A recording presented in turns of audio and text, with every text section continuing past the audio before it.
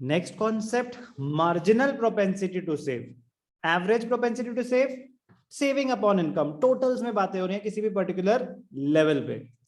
MPS, change in saving upon change in income. आपकी saving बढ़ी, okay, but क्या हुआ ध्यान से देखना, आपकी इनकम 0 से 100 हुई, सेविंग्स -40 से -20 हो गई। जब यहां से यहां आए, डेल्टा वाई कितना था रमा? 100। जब -40 से -20 आए तो चेंज इन सेविंग्स कितनी थी? 20। पॉजिटिव या नेगेटिव? पॉजिटिव। करेक्ट। -40 से -20 पे आप गए हो तो सेविंग्स आपकी बढ़ गई, सेविंग्स आपकी बढ़ गई। तो माइनस, वैसे कैलकुलेशन बेसिक आपको बता देता हूं, -20 माइनस -40, तो क्या आया हमारा रिजल्ट? +20। -40 थी आपके पहले सेविंग्स, अब -20 है, तो आपकी 20 से सेविंग्स बढ़ गई हैं, नेगेटिव वैल्यू कम हो गई है। -20 से 0 पे आए तो डेल्टा एस क्या है? 20। 20। 0 से 20 पे गए तो क्या है? 20। तो जब आप marginal propensity to save, your tendency to save part of your additional income, जब आपकी इनकम 100 से 200 हुई तो एडिशनली कितना सेव कर रहे हो? तो delta S upon delta Y, तो डेल्टा एस 20 अपॉन 100, तो हर लेवल पे एमपीएस क्या आ रहा था? 0.2 0.2 0.2। कोई भी डाउट? एमपीएस की कैलकुलेशन में कोई डाउट? कांस्टेंट रहे। नो, वो तो इस न्यूमेरिकल में कांस्टेंट है, मैं आपको जो वैल्यूज दूंगा आप उसके हिसाब से कैलकुलेट करेंगे। इट इज नॉट नेसेसरी कि वो हमेशा कांस्टेंट रहेगा, बट अगर मैं आपको एक वैल्यू दे दूं तो मतलब वो कांस्टेंट है, और हर बार चेंज सेम हो रहा है तो वो कांस्टेंट है, वो तो एक वैल्यूएशन है ना। अगर यहाँ पे मेरी सेविंग 20 से 80 हो रही होती तो 60 से बढ़ रहा है तो वो 0.6 हो जाता। तो न्यूमेरिकली तो मैं कुछ भी वैल्यूज डाल सकता हूँ ना। क्लियर अमिताशा? Yes sir. तो इट इज नॉट नेसेसरी कि एमपीएस कांस्टेंट रहेगा। इस क्वेश्चन में यस वो कांस्टेंट है, क्योंकि चेंज हमेशा एक ही रेट पे हो रहा था, 20 हमारी सेविंग्स कॉन्स्टेंटली बढ़ती जा रही थी, बढ़ती जा रही थी, बढ़ती जा रही थी। अब ध्यान से देखना, बहुत ही मजेदार ग्राफ बनने वाला है। अब है graphical representation of MPS, graphical representation of MPS, ध्यान से देखेंगे।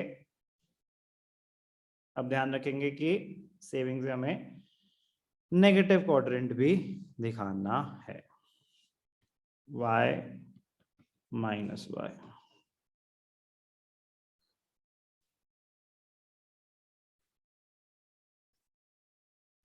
ओरिजिन x, तो x एक्सिस पे हम क्या शो कर रहे हैं? Level of income, output and employment.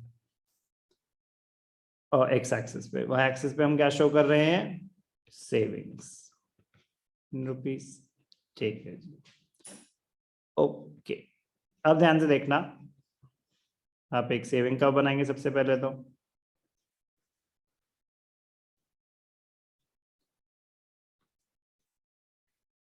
क्या शो कर रहे हैं? MPS with the help of a graph.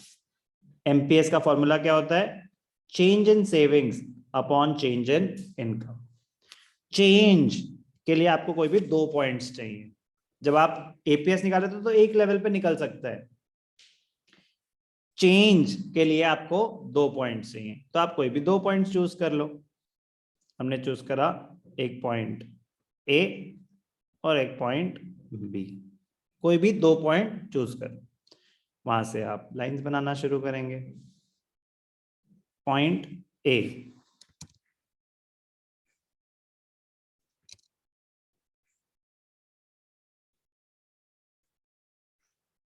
कुछ इनकम और कुछ सेविंग्स, पॉइंट बी पे कुछ इनकम और कुछ सेविंग्स।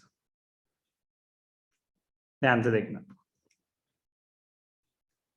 ए बी तो ले चुके हैं, आप इसको सी ले लो, इसको डी ले लो, इसको वाई ले लो, इसको Y1 ले लो। तो अब ध्यान से देखना, ध्यान से देखना, एट पॉइंट ए इनकम कितनी है?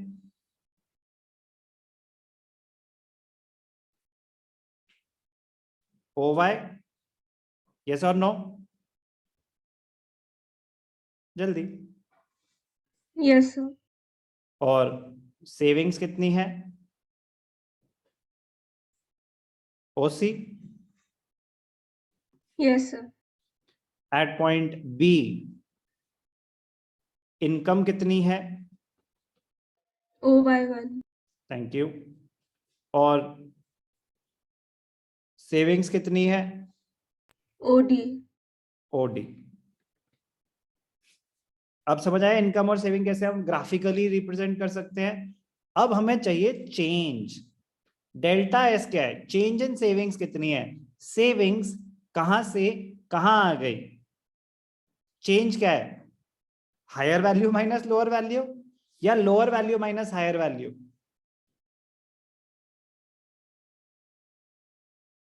Higher minus lower. करेक्ट, हम OY से आगे गए ना, तो चेंज अभी कितना है? Higher value is OD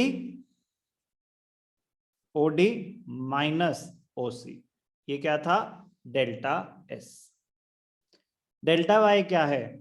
OY1 minus OY।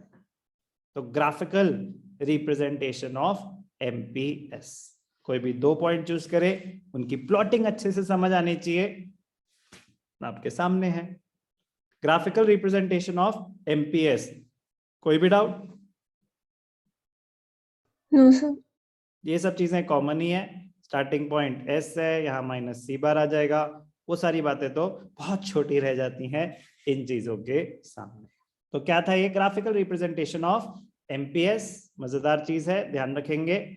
अब ध्यान से देखना, मतलब ये तो ऑब्वियस सी बात है कि अब ये जो OD माइनस OC है, OD minus OC is equal to this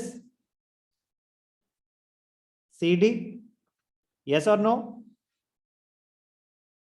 Yes, sir. OD minus OC will be equal to CD and OY1 minus OY will be equal to Y1।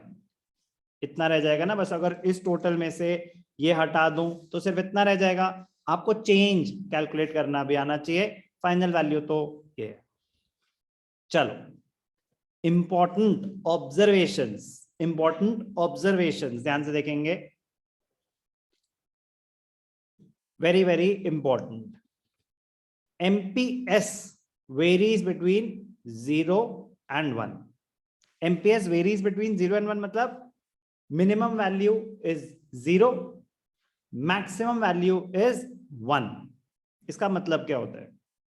Minimum value is 0, इसका मतलब वो कभी negative नहीं हो सकता।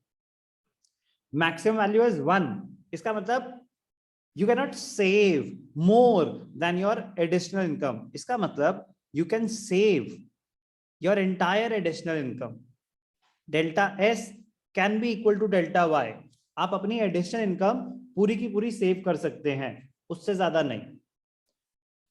ज्यादा से ज्यादा अब क्या होगा? एक्सट्रीम सिचुएशंस क्या होंगी? आपकी इनकम 100 करोड़ से बढ़ी, आपने 1 रुपया भी कंज्यूम नहीं करा एडिशनली, जितनी पहले कंजम्पशन थी कंजम्पशन सेम रही, तो कुछ भी कंज्यूम नहीं करा, इसका मतलब delta S is equal to delta Y। तो मैक्सिमम वैल्यू क्या हो गई? MPS can be 1। आपकी इनकम बढ़ी 100 करोड़ से, आपने पूरे के पूरे 100 करोड़ ही कंज्यूम कर लिए, तो delta C is equal to delta Y। In that case delta S will be 0। तो worst case scenario, minimum value MPS 0 हो सकता है। ऐसा नहीं हो सकता कि आपकी इनकम बढ़ी और आपकी सेविंग पहले से भी कम हो गई। ज्यादा ये हो सकता है और सेव नहीं करेंगे। ऐसे थोड़ी ना कि अब कम सेव करेंगे, अब हम और ज्यादा खर्च करेंगे, जितनी इनकम है उससे भी ज्यादा खर्च कर देंगे बार बार बार बार। कह नहीं, कीन साइकोलॉजिकल लॉ ऑफ कंजम्पशन है, जैसे जैसे इनकम बढ़ती है उतना ही कंज्यूम करोगे मैक्सिमम, जितनी आपकी इनकम बढ़ी है उसमें से भी आप धीरे धीरे सेव करना स्टार्ट कर दोगे, उससे ज्यादा नहीं करोगे। तो क्या एक्सट्रीम कंडीशंस हैं? When the entire additional income is saved, तो change in consumption will be nil, MPS will be 1। इस केस में क्या है? Delta S will be equal to delta Y, MPS is 1। if the entire additional income is consumed, you are consuming your entire additional income, तो savings क्या हो जाएंगी? निल। तो numerator निल, तो आंसर इज 0। तो एमपीएस क्या हो जाएगा? 0। तो value of MPS always varies between 0 and 1, ना वो कभी नेगेटिव होगी ना वो मोर देन 1 होगी। MPS is the slope of saving curve. MPC was the slope of consumption curve. Change जो measure कर रहा है वो तो यही है, MPS.